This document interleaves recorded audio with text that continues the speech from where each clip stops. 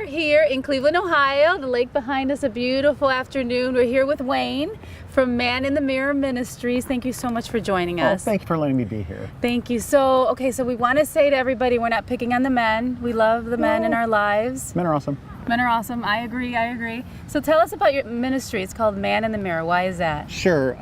When Pat Morley was ministering in the 80s down in Orlando, Florida, he saw that there was a general need that men have to have a book, a work that said, look, you're awesome, but you got some problems. And the problems you have, we can start to identify what they are, and we can point to some solutions. So he wrote a book called Man in the Mirror. You have to look firmly into the mirror and identify what those problems are, and then go and fix them, just like the Bible says we should. The idea is, when you wake up in the morning and you look in the mirror and your hair's messy and you got grit in your teeth and you have splotches on your skin, if you walk away, put your suit on and go to work, what kind of man are you? You still have messy hair, you still have splotchy skin, you still have grit in your teeth. Well, what do you need to do? You need to fix it. And so the ministry that we have helps men identify, first of all, take a look in the mirror.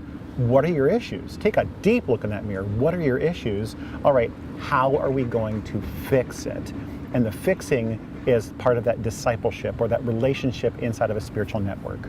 And what are the issues that you think are What issues don't men have today? men, well, women have issues, but that's another segment. Men are messy. Let's just say it the way it is. There's nothing simple. What are the men issues? Because I feel like there's probably some women out there who are maybe newly married or kind of living, I hate to say it, kind of in la la land. And sure. So kind of talk a little bit about those issues? Being a man in today's culture is a little bit like having your feet on two horses, live like a trick rider, and you're feeling really cool because you're looking good because you can ride two horses at the same time, right? But eventually you have your foot in what I want to do, like following my career, following my path, dabbling in all the things I want to dabble in, but then having one foot firmly on the good horse. You know, that's Jesus and that's church and that's relationship. And we ride these two horses and then all of a sudden there's a moment where we recognize the horses are going to split. And you have to choose as a man which side you're going to go on. Am I going to firmly sit on the horse that goes towards eternity, goes towards Christ, or am I going to sit firmly on the horse that's all about me? It's all about what I want, feeding my appetites. We know which horse we're supposed to be on. The reason why we ride two of them all the time, and that's what causes the tension, is because we constantly are trying to balance out the two different horses in our life. And we need to choose which one. And a lot of guys just won't choose. They won't choose. And so they know what's right, but they also know what feels good. And they keep on choosing between the two. And we all know. We do. Right? It's imprinted. We know. Yep.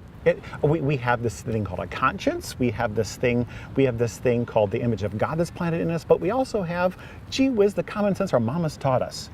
Eat your greens, drink lots of water, but we still eat the cookies, right?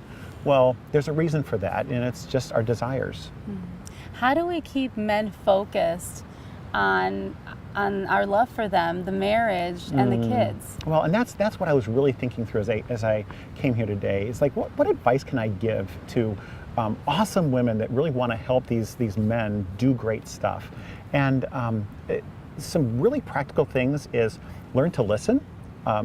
Sometimes it's stop talking long enough to listen to your guy and listen to what he's saying, but then practice some good listening skills.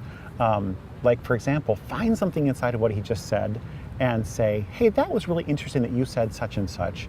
I was wondering, could you tell me more about, and then ask about the job, ask about the friendship, ask about, and then one of the things that I was thinking about is what we really want is to get guys into good relationships with other men, with other spiritual men. Older men? And how do you do that? Like, as a woman who wants to help their guy, guys don't like to be told what to do.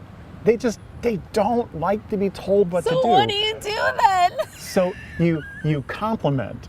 You say, you know what, I really loved that day that we went to church that one day. Remember how we sang songs together as a family? That was really nice. And leave it there.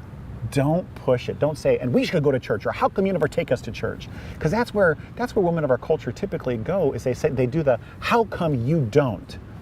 What did the guy just hear? You're a failure, I don't like you. Women don't mean to say it that way. Right. But that's how men translate it. And so just leave it right there at the compliment. I really loved going to church with you that one day. And just leave it right there. And he's a smart man. He'll process that slowly. And pray a lot. Next week, we talk about the high divorce rate, and we ask the question, why can't men stay and fight for their families?